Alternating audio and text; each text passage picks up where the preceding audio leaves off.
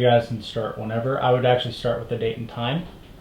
Or the date, and this is another... March 24, 2014. And don't start that again. Yeah, March 24, 2014. That's an important day. Yeah. They tell me. So we're here to talk about relationships throughout your life. The Carpetyans are a big family. We have there are very few. Are there any only children? I don't think there are any only children in our many generations of family. So I'm interested in what your relationship with your brother was like growing up. He and I were best bud playmates, I guess, as kids. We really were. We stayed close. I was very protective of him, I remember. If somebody gave me a cookie, I had to have two, so I made sure that he had one too. I was very protective of him. I just felt that he was sort of a responsibility, that I had to sort of watch for him. We were fairly close into high school years, and then we sort of went our own ways.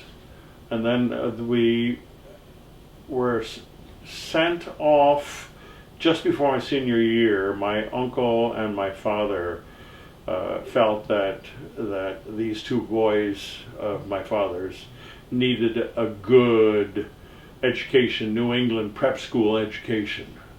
So, as unprepared as I was, and it really was, I discovered how unprepared I really was for it, they sent me to a prep school up in Massachusetts, and my brother too. And we both struggled, but he was there for 2 years. I was there only for my senior year. And I think I've always felt that when I graduated, they let me out. I don't think I really earned a degree. Most of the people who graduated in my class went to Harvard, Yale, Princeton, all of those up east Ivy League schools. And when they knew I was going to Kent State University, where's that? In Ohio, they had no idea that there was such a place, so I was sort of out of their league and proved it. But ever since my graduation, my brother and I have been almost out of contact until only a handful of years ago. Oh, wow. And for some reason or other, we have reconnected, and even though he lives in upstate New York and I live here in Texas, we have kept touch and have become really quite affectionate and restored we returned to establishing and connecting in a way that we never had before. So it's been sort of a strange trip in terms of relationship with two brothers. It really has. Very strange. Was he then, you were still connected to your parents, but if you weren't connected with him into your adulthood and as a parent yourself, was he also not really connected with your parents? I don't know how to say this. But the physical fact was that he was always up in upstate New York. Mm-hmm. He was there for many, many, many years. New York City and then upstate New York. And my parents, after they left Ohio, eventually got in, when I was in my 30s, they got to Texas, to Dallas, where they lived until they died. Mm-hmm. And 10 years after I was married, started a family, I moved to Texas, in Dallas. Mm-hmm. So geographically, I was close to our parents, but he was not. He was up there in New York. But they always had, and the reason that this is sort of a difficult question is because I was sort of the outsider son. And my brother, and he'll hear this maybe someday and see this, and he knows this. In his heart, I know he does. But he was in a certain sense the fair-haired boy of the family. And as a matter of fact, your grandmother used to say that my parents thought that my brother, in spite of some of the things that were obvious, could do no wrong. And so he was at a distance. I was here in Texas, and I have an idea that, if anything, estranged my brother and me more, because he could not connect with parents, and I was, at least geographically, physically, close to our parents. Interesting. So I don't know what that dynamic was in terms of its impact on our relationship, the two brothers. But I'm sure it had something to do with the fact that we remained distant during those years. He was also having great difficulties with his wife, who left him and then died, and they had trouble with their sons, and so all of that maybe exacerbated the whole relationship too. I don't know. He was so involved with what his local situation was, and I was involved with my local situation of raising 5 crazy kids, of which your parents were one. Did you, just since you mentioned that, did you have any intention when you began a family? Did you have any idea of what a large family you would create? Well, first and foremost, we were married very, very quickly. Your grandmother and I did not spend a lot of time getting acquainted before we got married. We got married very fast. And so most people who get married very fast have some time before children to get acquainted, learn something about each other. Your Uncle Peter was born 9 months and 6 days after we were married, so figure it out. We were never without children. So there's a certain story there, you know,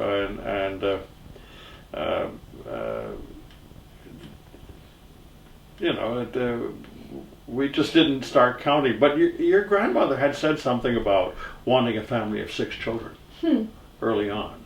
She had physical difficulties in bearing children, and so that was a little bit tricky. She was told not to have any more, I think, after we had 2. But, you know, here we are. Well, she was never a woman to be told what to do. But, you know, it was, you know, nowadays everybody realizes that, you know, you can control all this with birth control being what it is in this day and age. It didn't exist then. Sure. Not the way it does now. And so that entered into the dynamic, of course, obviously. Quite obviously. We see the results. Did you, so your parents immigrated, yeah? My father did. Your father did? My father emigrated from Iran, Persia, with a brother. The 2 of them came to this country, and they were just about 20, 21, and came to this country and arrived in New York City and started to establish themselves in New York City. My mother had gone to school across the Hudson River in New York, Nyack, New York, and they had met each other. And that's how that happened. My mother was born on a farm, 2nd, 3rd, 4th generation farm family in Wisconsin, at a dairy farm, where my brother and I spent all of our early summers. And did you, so you had a relationship with your uncle, with your dad's brother? That's right. That's right. He even rented a room in our house for a few years. Yeah, right, when we were in New York City. And were there cousins and he didn't have a family at that time. Okay. He started later. So it's interesting that I think of the Carapetyans as such a huge clan, but your beginnings were actually a pretty modest-sized family. My brother and I, siblings. just 2 of us. Yeah, just That's the 2 of you, right. and my father was one of 7. Oh wow! Okay. Yeah, he was the 3rd in a family of 7, right? And did you know the other siblings at all? Your other aunts and uncles? Yes.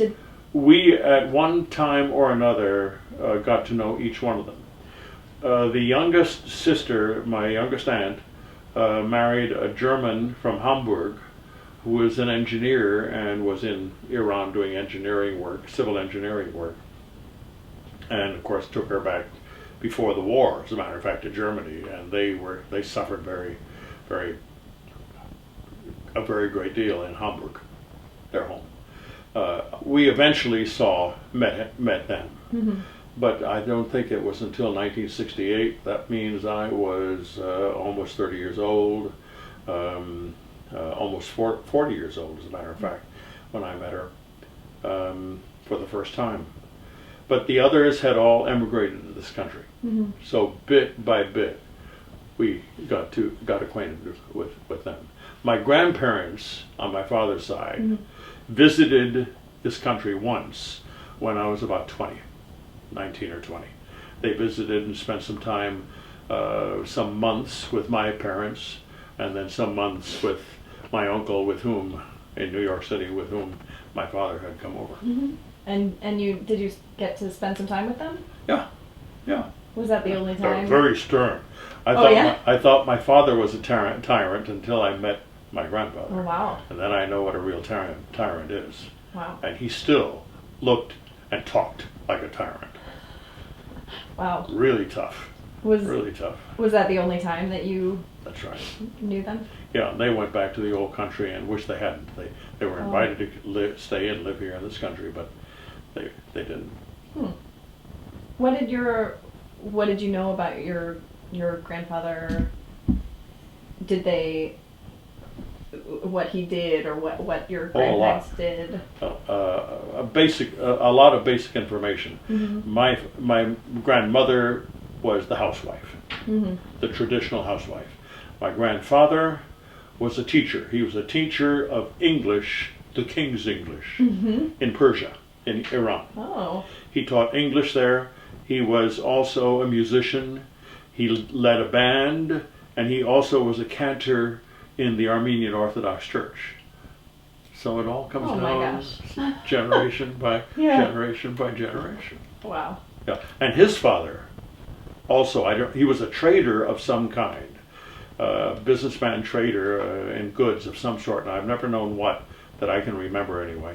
And he also was a cantor in an Armenian Orthodox church. So you see, this business of being in music in a church somewhere along the line comes down a ways. Wow.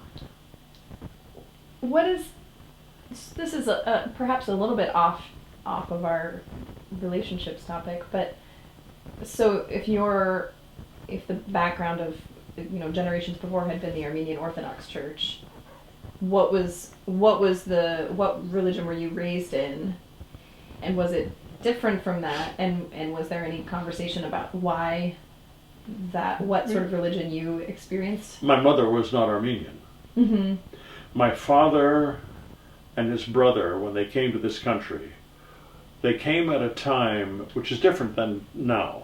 When immigrants come here now, there is a desire to retain something of their Mexicanness, Indian origins, Russian origins, German origins, to retain some of them, even to connect with community.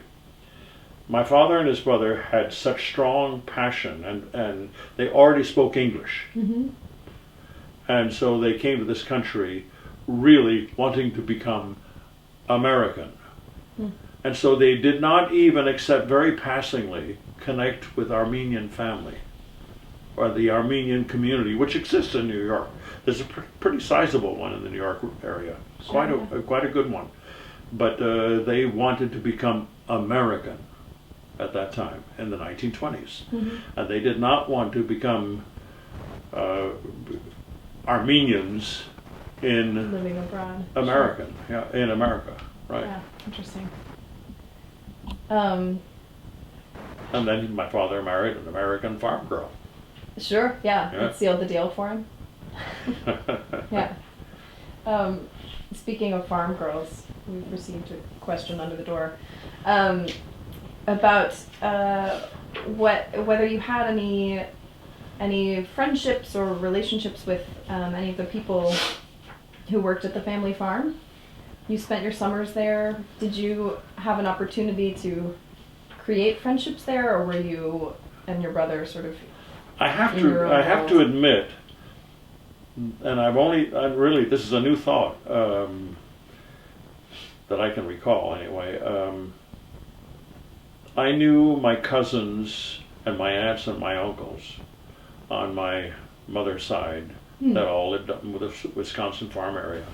I knew them over more years, had a relationship year to year to year to year to year more than I did with friends in New York City where I grew up. Because we interesting. moved from neighborhood to neighborhood every 3 or 4 years in New York. We didn't stay in one place very long. I remember having friends in one particular place when we lived in West 55th Street for, I guess that was about, I'm going to guess, it had to be about 33 to 1938, maybe somewhere in that range. And there are 4 of us. A Chinese boy, Louis Wong, a black guy, so black, Harry Halsey, all of them from immigrant families. An Italian guy whose name I can't remember, and this Armenian kid. And the 4 of us were close buddies. But those are the only relationships that I remember having that I had for a period of time. And of course, when we left, they're gone. But my cousins and my aunts and my uncles in Wisconsin, I haven't kept a lot of connection with them in adulthood. Some, but not a lot. But we kept all during my growing up years. We did keep touch.